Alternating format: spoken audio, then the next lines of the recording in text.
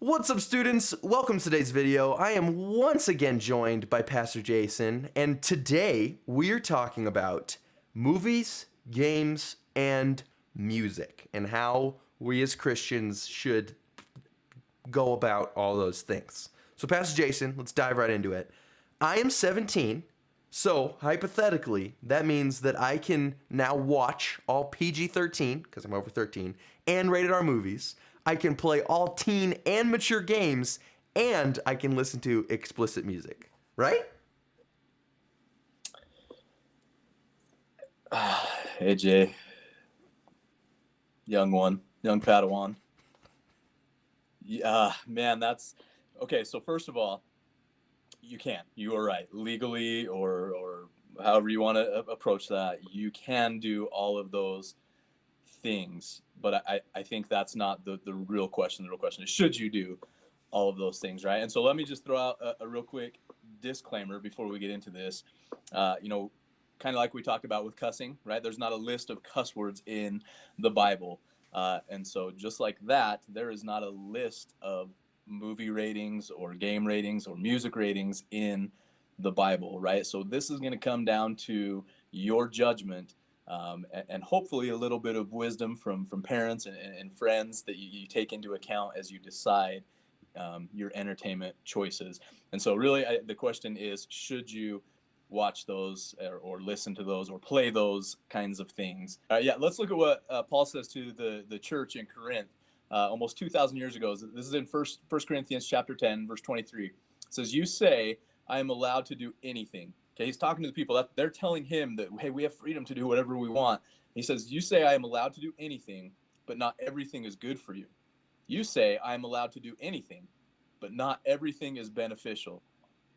So AJ, my question for you is, do you think it would be beneficial for you to watch a rated R movie that's full of nudity? No, probably not.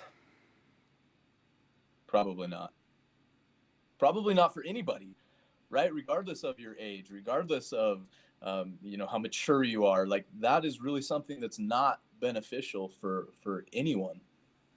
Yeah, that's true. All right, so let's take a look at another verse here that really hits on this. This is in Philippians chapter 4, verse 8. It says, "And now, dear brothers and sisters, one final thing. Fix your thoughts on what is true and honorable and right and pure and lovely and admirable. Think about things that are excellent and worthy of praise."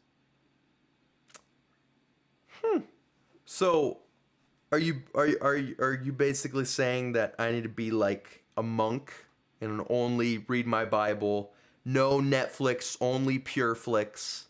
I have to just always be praying. I have to meditate and pray and do all that stuff 12 hours a day and then go to bed. Is this what you're saying?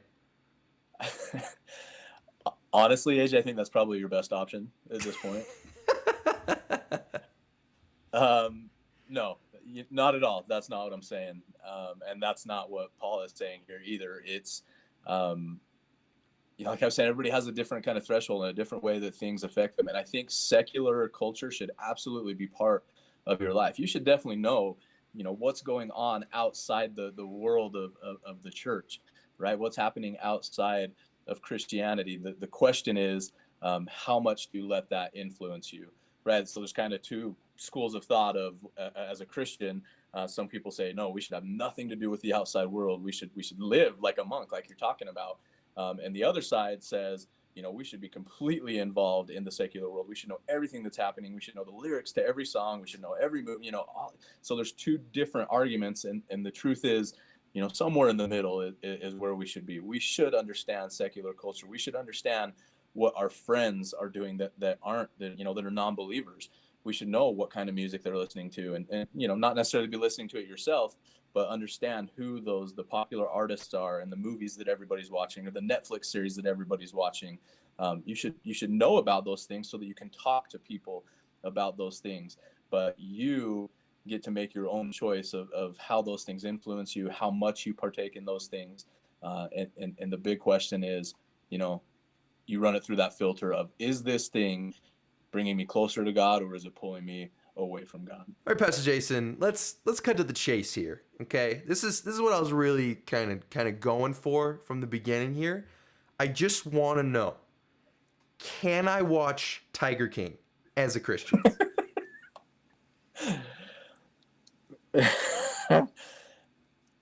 All right, so everybody's watching Tiger King, right? That's the big question is can I watch Tiger King? And listen,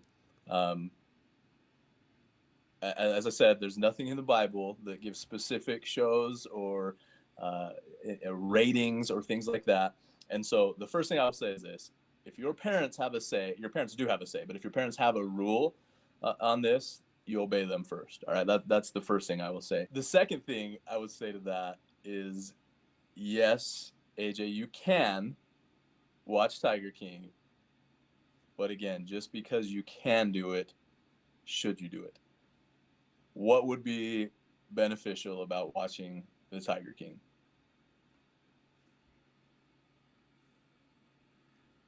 I'm never going to financially recover from this.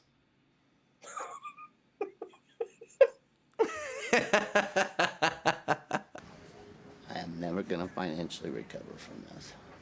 All right, everybody. Well, thank you so much for watching this video. Don't forget to use the discussion questions down below to talk about it with whoever, your parents, probably a really good one to talk about with your parents, or youth group, whoever it is. Just go and talk about it. Pastor Jason, once again, thank you so much for joining us, and we will see all of you very soon.